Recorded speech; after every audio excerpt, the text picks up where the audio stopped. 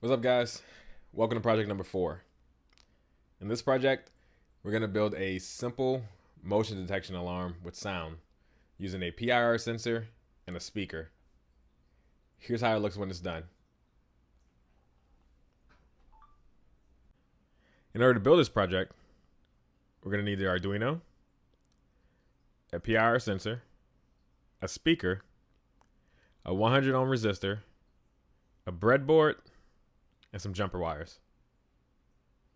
By the end of this project, you'll know how to use the PIR sensor for motion detection. You know how to use the tone function to play a melody, and you'll know how to import header files into your sketch. So let's jump right in.